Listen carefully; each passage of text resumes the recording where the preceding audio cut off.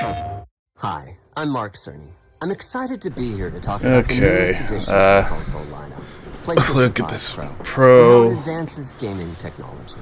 But first, I want to take just a minute to look at what we put in the original PlayStation 5 and how it delivers an exceptional gaming experience.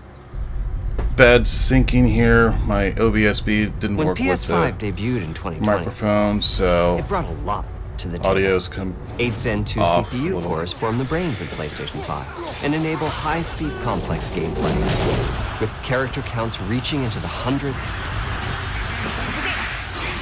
and frame rates that can be as high as 120 frames a second. Yeah, but a lot of games hasn't reached that point. PS5 has a powerful RDNA 2 GPU. And I'm gonna be honest, I don't understand any of this. Details to fantastic I don't worlds with vast know panoramas to computer explore. specs all that well to Ray say, tracing yeah, allows it for works. dramatic visual improvements, including Fuck Jedi reflections off of Survivor. water or glass, and the realism that comes from real-time global illumination.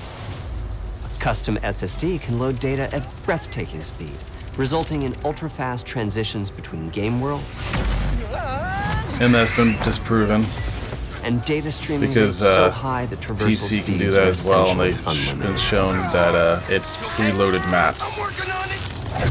Tempest 3D audio tech brings an unparalleled sense of immersion to the sound of the games.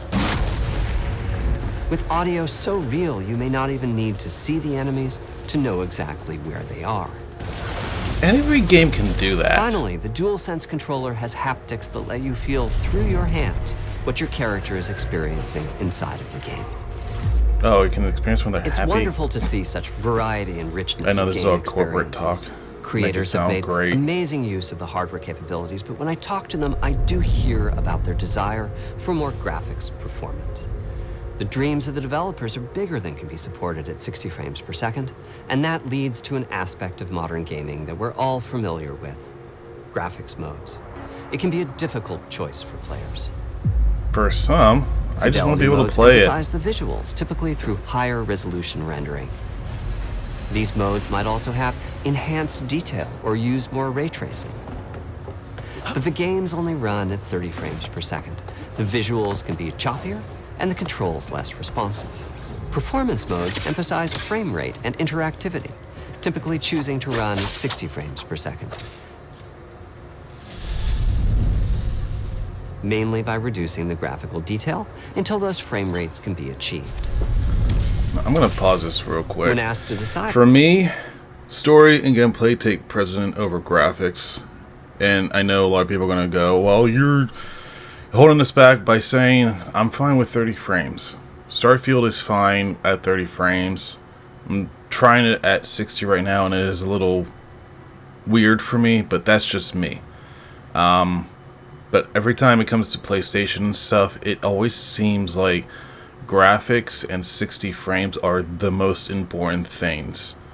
And honestly, if they focus less on that and their story and their gameplay, they might, in my opinion, have a better chance of winning, quote-unquote, me over with wanting to get more games. But it's just that all this talk of 60 frames and graphics and 4K, 8K, and all that. To me, that's not the selling point.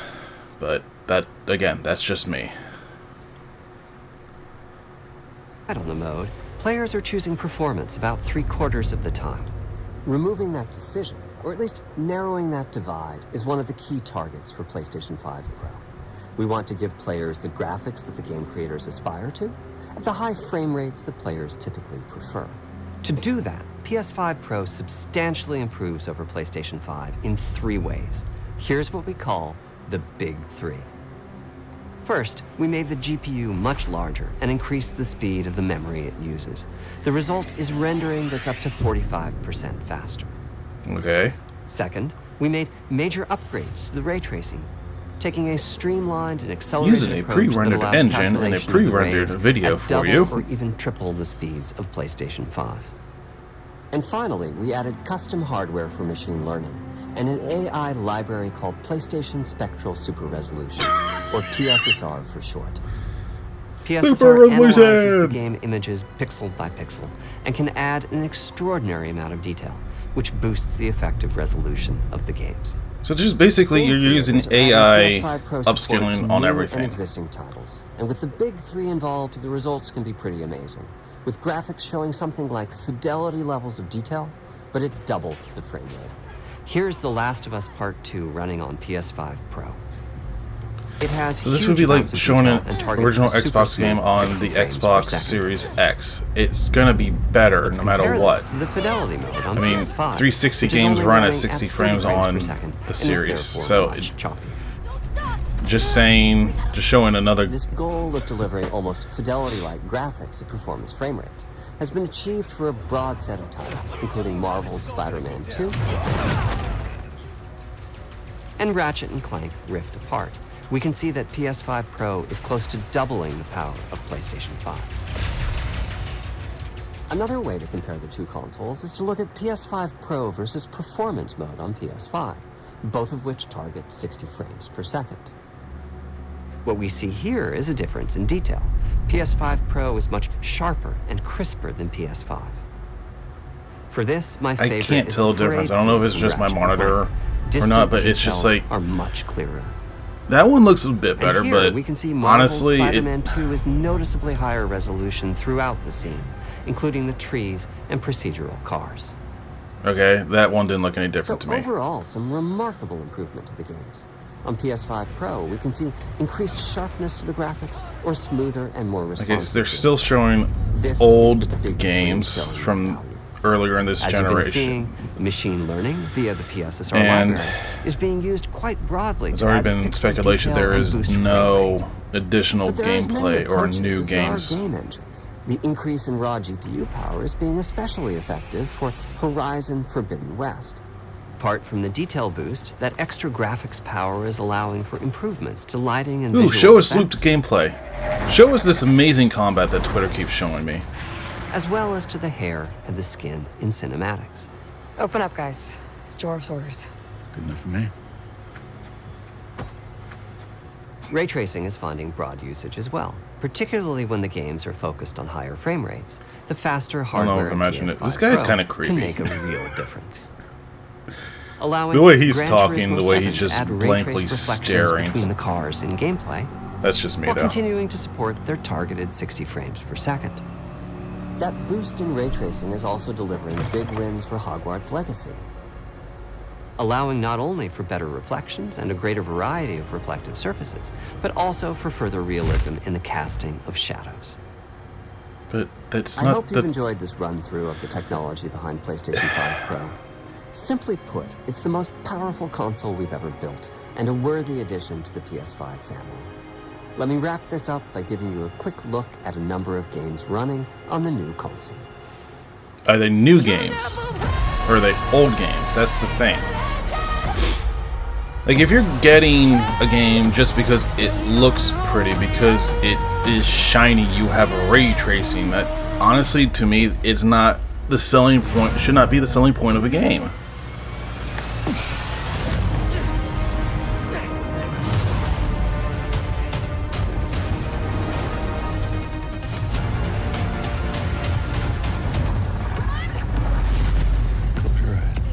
I mean, again, I don't know if it's my monitor, it's the PC, but, and, well, also, this is all pre-rendered again. What's with all the neon? That's not. That looks pre-rendered.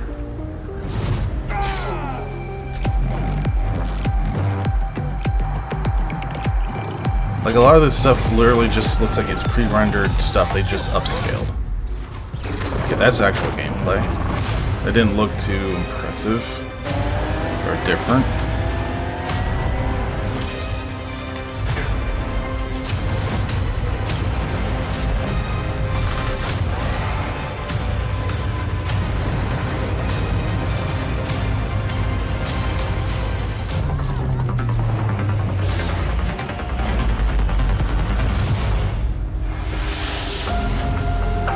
$700. I am not spending $700 fucking dollars on something I don't give a shit about.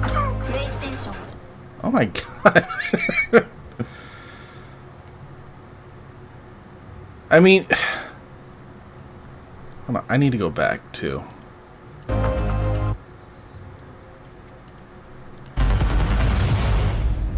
Vertical stand sold separately, and there's no disk drive. I remember there was a discussion earlier, or before, where you have to buy the disk drive separately. So you're spending $700, $700+ because of taxes, and if you want the vertical stand, you have to buy it separately because it doesn't look like it can stand up on its own. And then there's no disk drive, it looks like. This isn't a very clear picture. But, I mean, I have the Series S, so I can't really complain, or shouldn't complain, because I have no disk drive either. But at the same time, I got it because it was available at the time, and I'm looking to possibly upgrade later on. But it's just, from what I've noticed personally, it's not worth the $200+ just for my graphics. I don't know. This short presentation didn't really show anything new. Again, I'm not a PC guy. I don't know all the stuff they mentioned in the beginning. Where is it? Like, where? I don't know what the 8-core Zen 2 CPU is, so I can't speak on all that. But this mid-gen upgrade should have come up with a little bit more than just more ray tracing, more shiny surfaces. But again, I'm not a graphics-based gamer. I want story and gameplay before and first and foremost. So again, to me, spending $700 on this is not worth it. Especially since, like, the price of the DualSense controller itself, that's going up by $5, so that's $74 plus taxes, and mine's working just fine. Yeah, this is now, I would be saying the same thing if Microsoft did the exact same thing, and I know they're just coming out with a refresh of the Series X with twice as much memory and a digital-only version, which I think is a terabyte, maybe 2, but I don't think there's 700. I could be completely wrong on that. Let me actually see if they have prices. New Xbox Series X.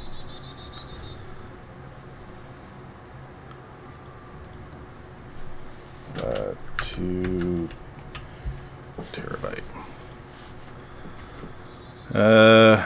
All digital disk drive, 1 terabyte SD, still 5. What was this? This one looks old. 600. So it's still $100 cheaper. But also saying, looking at that, I'm not sure if it's like graphic updates or not, but still $700 fucking dollars for for a slight boost in graphics. This is going to be a hard pass for me. Maybe get this, probably not. Probably get something like this one. We'll see. I don't know, it's just was not impressed by PS5 Pro. Personally, again, not a graphics guy. Alright, I'm going to cut this off before I start repeating myself over and over again. Alright, thank you guys for listening and watching, and I'll talk to you guys later. See ya.